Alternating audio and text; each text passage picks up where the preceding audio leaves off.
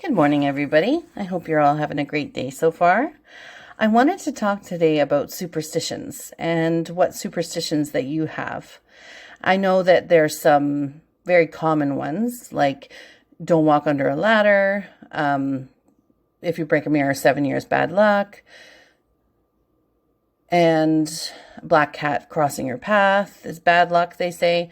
Although I have two black kitties and I think it's fantastic when they cross your path. Except when you're trying to go down the stairs and then they run in front of you and then you have to hold on for dear life. And yeah, so my mom was of Irish descent and she had some pretty unique superstitions that I don't know if anybody else has ever heard these ones before, but some of them have really stuck with me. One of hers was you can't put new shoes on a table. And I don't know if that was just an Irish thing or if that was just a common one that I just don't hear that often. Another one was don't put a hat on a bed. And she said if a knife falls, you have company coming. One of the weirdest ones that she had was don't cut your nails on a Sunday. So I don't know if it was just toenails, but I have got to the point where I won't even cut my fingernails. I won't even cut my pet's nails or my kids' nails if I realize it's Sunday. I just, nope, we have to wait till tomorrow. If I see anybody, if my husband has a nail clippers and it's Sunday, I say, wait, what are you doing? It's Sunday. They all think that that one's a little extreme. I don't want to chance it though. And then Friday the 13th was another one that I think a lot of people would say was a superstition.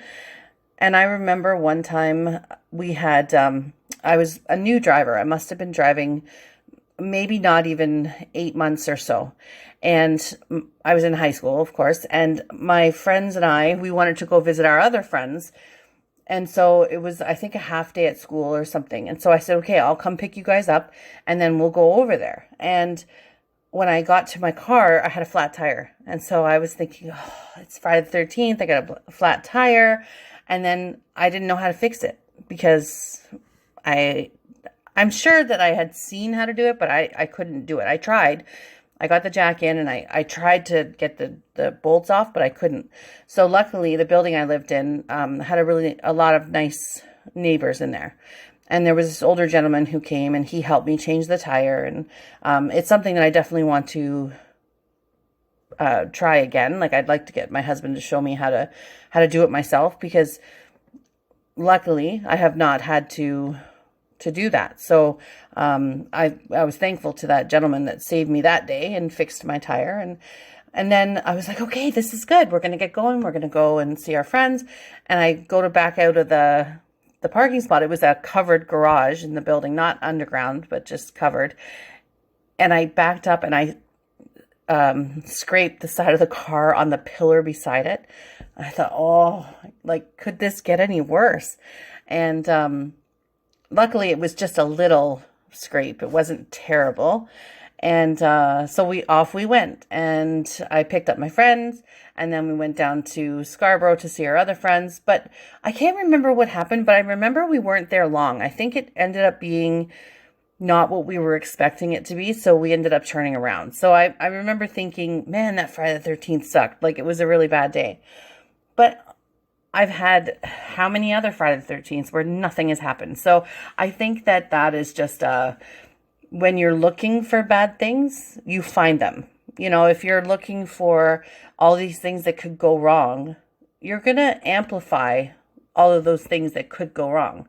And I have a good example of that. When last year, there was about a month where things kept going wrong. First thing was we had a storm and it blew our relatively new shingles off, like some of the shingles off the roof. And when we called the company, they said, oh, the winds were over 100 kilometers an hour, so your warranty doesn't cover them. So we ended up having to pay, it was about $100 we had to pay to repair that one little section of shingles. And then about a week later, I had a nail in my tire and I thought, okay, well, that's weird, but it happens, you know. So I went to the tire shop and they repaired it for me. They were able to patch it. And then the next week, I got another nail in a tire, a different tire. And I was like, what is going on? Like, this is crazy. 2 in 2 weeks.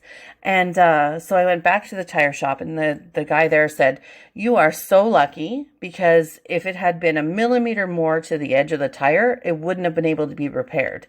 And I would have had to buy 2 new tires. It was just on the cusp of being able to be repaired. And then about a week after that, my husband, Pete, was driving home from work, and all of a sudden this giant bolt hit his windshield and cracked it. And so he was so upset that it happened, because he's thinking, oh, you know, like, we've just spent money on the roof and then the tires and now this.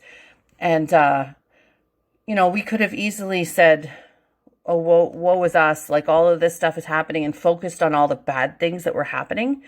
But instead I turned it around and said, listen, we have a roof over our head. So, okay, yes, the shingles came off, but we weren't getting wet because there was no roof, you know?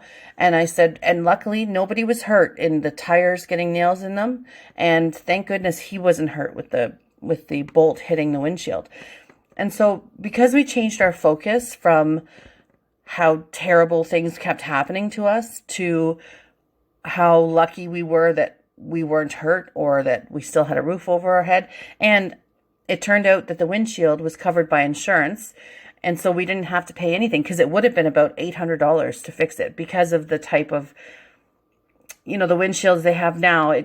The cars, they tell you if you're out of your lane, and they have all these sensors and things in the windshield. So it's not like just a piece of glass anymore. It has all this stuff that needs to be calibrated in it. And so that would have been a lot of money. But luckily, it was covered by insurance. So it really helped us to refocus our priorities, right? And to find the good. Like, we also fell in love with the tire repair place where we went. They're the most honest people, and they treat us so well. And I'm sure they treat everybody really well. Like, we really lucked out that way. And so I think when things happen in life, especially if it's, you know, superstitions, I mean, some of them I'm sure just came from places of, don't walk under a ladder because it's dangerous. You might get something to fall on your head. Okay, so not so much about if you walk under a ladder, something bad is going to happen to you 2 days later, something like that. It's just about, don't walk under that. You could get hurt. And the same thing with breaking the mirror. I'm sure it's just, if you break a mirror, you could get hurt. You could cut yourself, or somebody else could get hurt. So I think that they started off probably from a place of trying to, almost like a fable, telling you like the moral of the story, and the cautionary tale is to keep you from doing some of those things. And the Friday the 13th, I believe I read it came from the Knights Templar, and there was I think it was the Knights Templar. There was some battle, and it was one of the biggest, deadliest battles that they had. So that it came from a place of honoring that day. But somehow, you know, it's like the telephone game, and you start off with one message, and at the end of the game, it turns out to be something completely different. So I'm sure that that's what's happened with a lot of these. Now, the ones that my mom had about cutting the nails, I don't know where that came from, and I don't know what the meaning of that was, but she was pretty adamant about it. And I know there's more. I know there's more that she had, and I don't know. I can't think of it right now. But I also remember that I was almost brainwashed for a while, because if I heard somebody say, not last night, but the night before, I used to automatically say, 3 little bears knocked on my door. One had a fiddle, one had a drum, one had a pancake stuck to his bum. And I would say that out loud. And then I started thinking, okay, I need to stop saying this out loud. So I started saying it in my head. And it would be like obsessive. Like if somebody said, oh, not last night, but the night before, I would immediately have to say that in my head. So I remember saying one time, okay, that's it. I'm not going to say this anymore. I'm going to just if I want to just hum it in my head, that's fine. But I eventually got myself out of the habit of saying that.